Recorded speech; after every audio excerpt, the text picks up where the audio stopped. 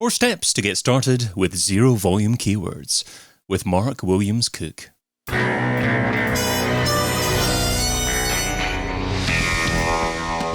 In Search SEO podcast is brought to you by Rank Ranger, the all-in-one SEO platform that helps scale your business through data and analytics. Hey, it's David. Do you ignore zero volume keywords? If so, that could be a big mistake. That's what I'm discussing today with a man who has 16 years of experience in SEO, having previously worked as a full-time affiliate, making and flipping websites.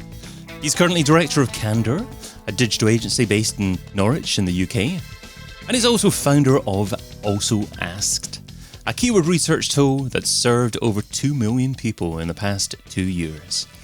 A warm welcome to the In Search SEO podcast, Mark Williams Cook. Thank you, David. Thank you for having me. Pleased to be here. And thanks so much for coming on, Mark. Well, you can find Mark over at withcandour.co.uk. So, Mark, why is it sensible to target zero volume keywords? Yeah, that's a really good question. I've certainly dealt with my fair share of clients where we've spoken to them about content before, talking about maybe what we're going to look at producing, and ended up down that avenue of, well, we decided not to write about that because we did the research and it didn't have any monthly searches, which I'm sure a lot of SEOs have been in that position.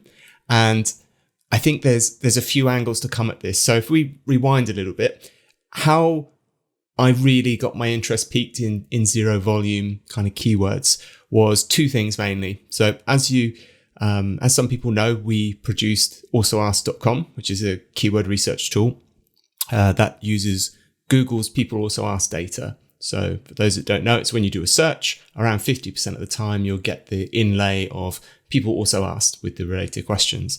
Now, we know, of course, because it's coming from this data, that people are also asking these questions. But interestingly, when you run them through pretty much any tool to look at keyword volume, 99% or more will come back saying they have zero search volume, which is obviously incorrect. And we know, even the major platforms say that their keyword data isn't perfect, but this is like a huge amount of keywords.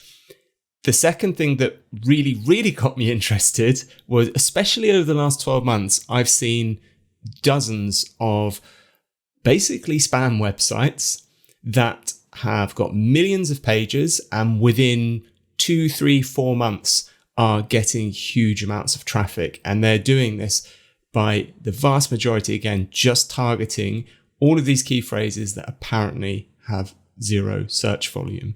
So I don't want to mention any specific sites. The only one, if someone does want to look at it, that I can share is lisbd.net. So it's lisbdnet.com. And I can share that because they've now already been penalized by Google for being naughty. But you can see the structure of the site. They got around 10, 11 million visitors per month at one point. So I was like, okay, this is obviously a particular area of interest for me now to kind of deep dive into. And I think this relates actually back to several, but most interestingly, probably the BERT update with Google, which was obviously around understanding the nuance of queries a bit more.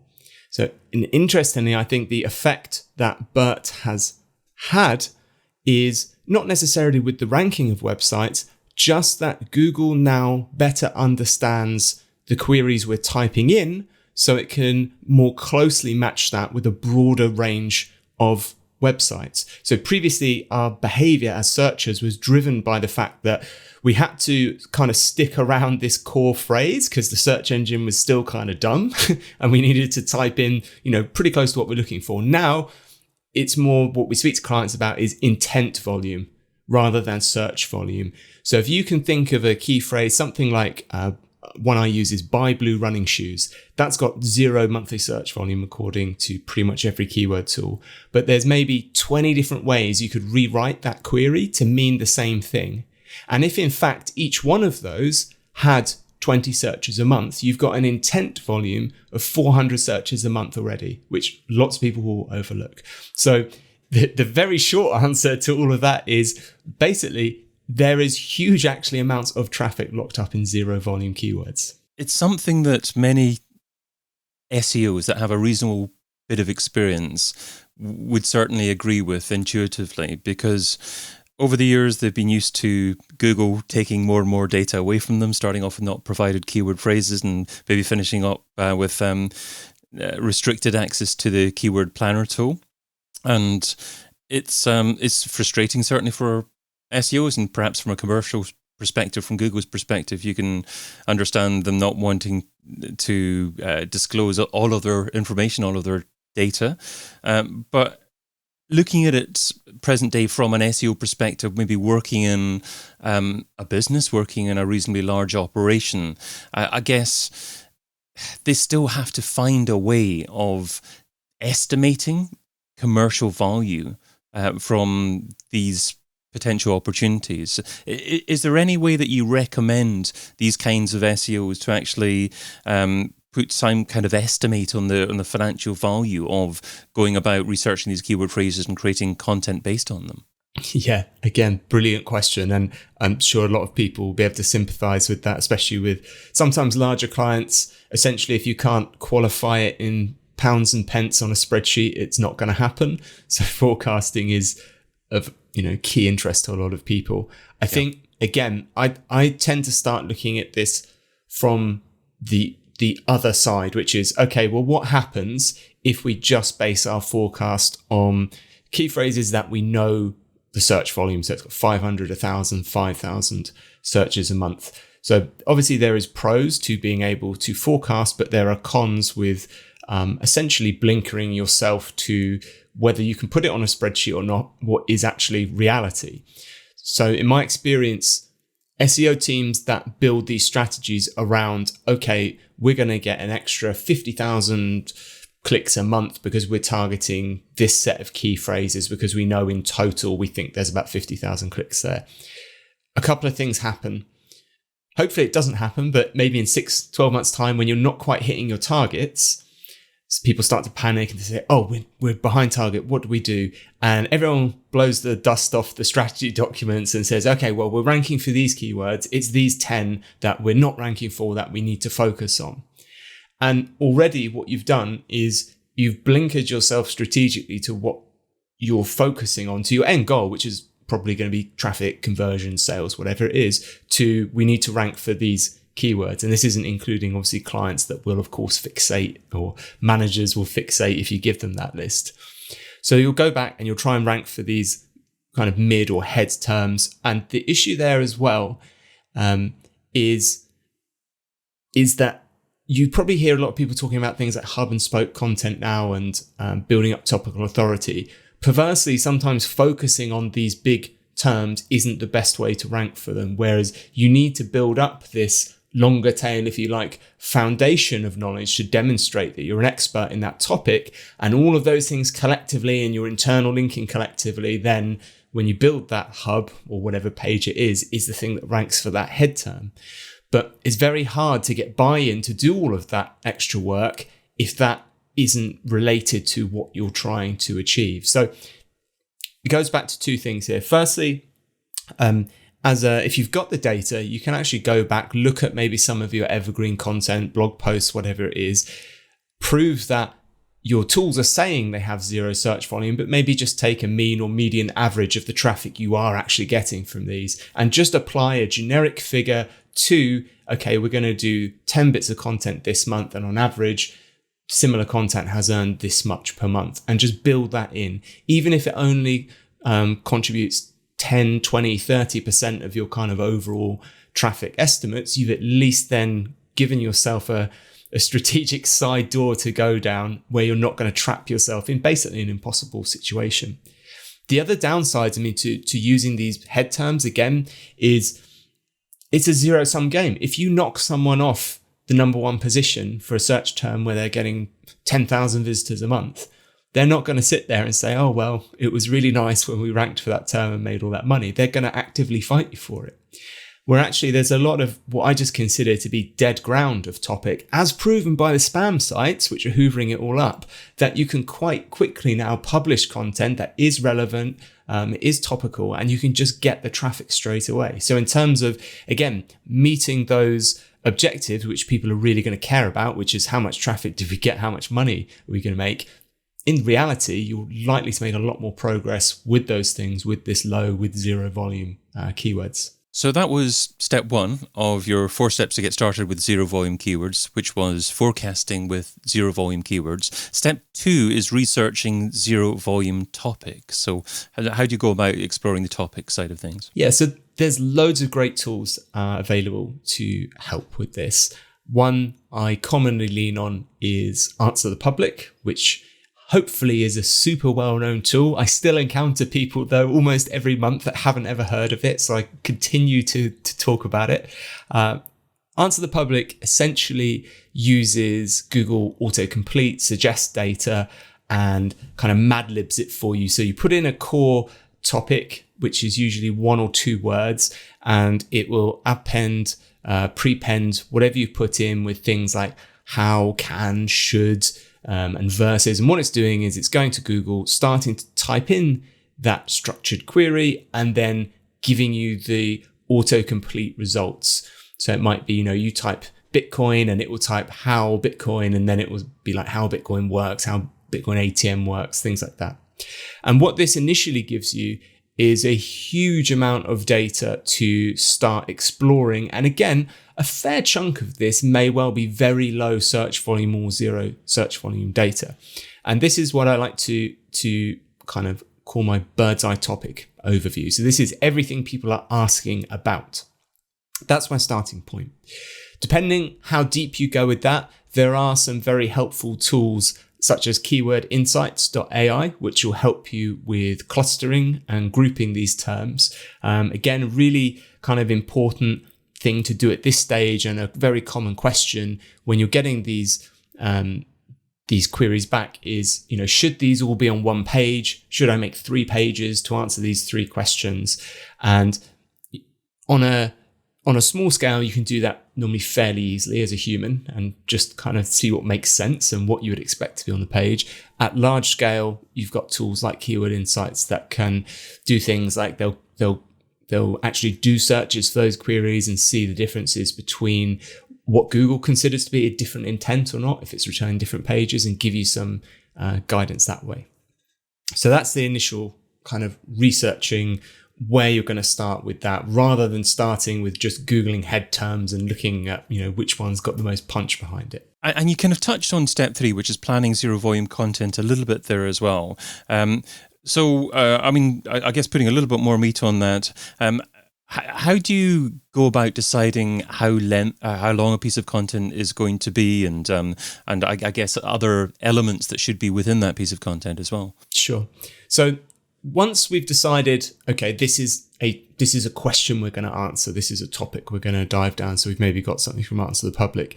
This is actually why we built Also Asked to assist with this tool, because Answer the Public is fantastic, but if you put in a fully formed question into it, you tend to get very few results back because it's not built to handle that when it starts mad-libbing the queries.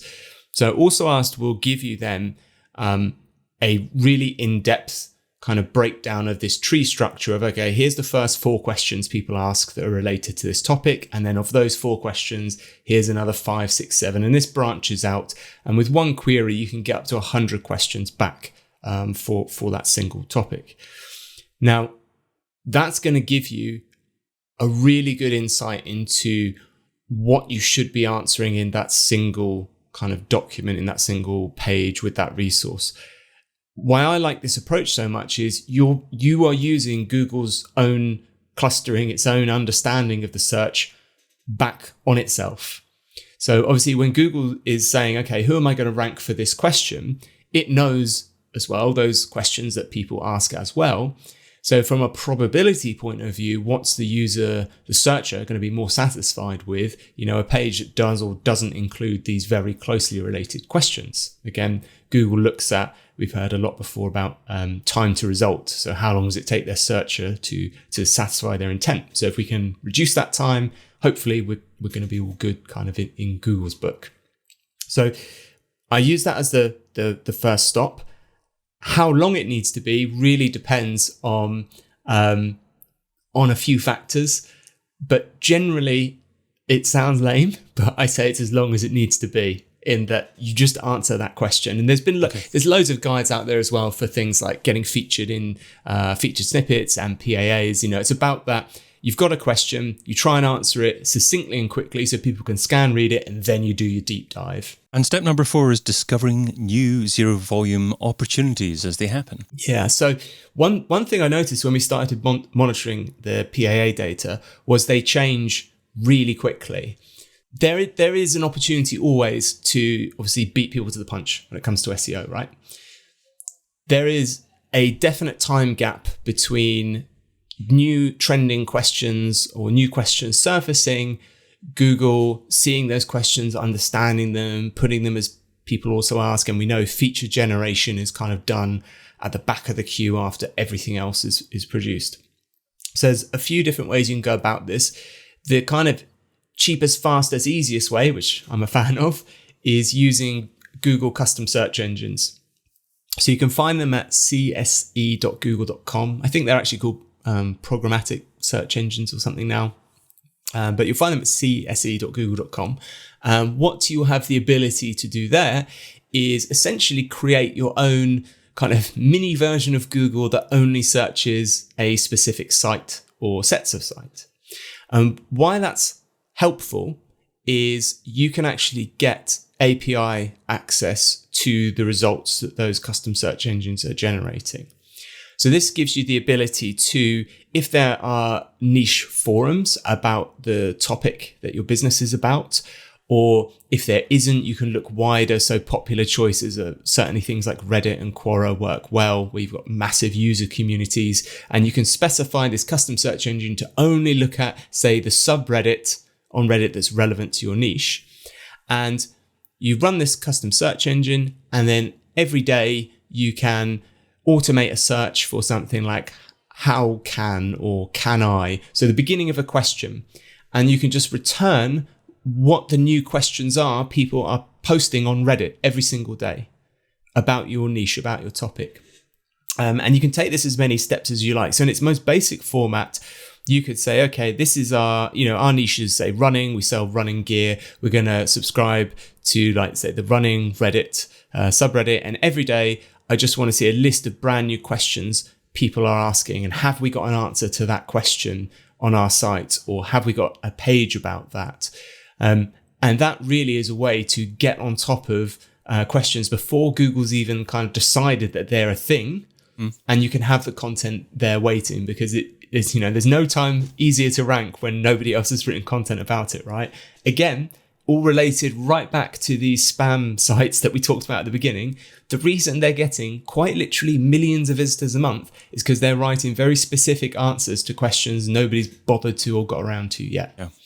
So it's a really, really good way, low effort way, especially with content, right? Again, if you use monthly search volume, you're probably just going to be writing about what everyone else looking at monthly search volume is writing about. So you're going to struggle to get that traffic. You're going to have to make your content so much better, or you're going to have to work so hard on getting links to it.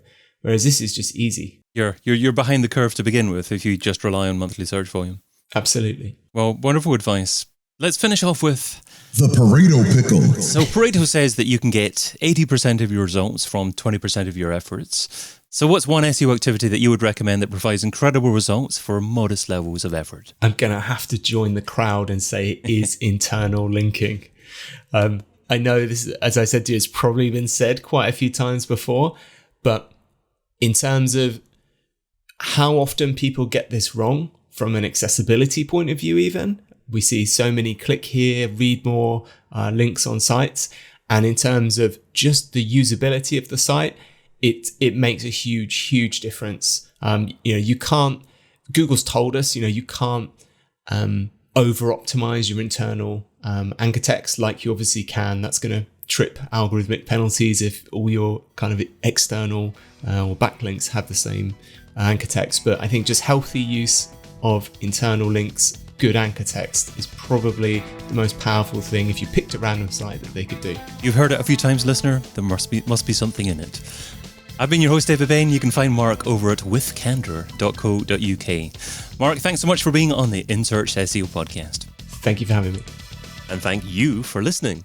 Check out all the previous episodes and sign up for a free trial of the Rank Ranger platform over at rankranger.com.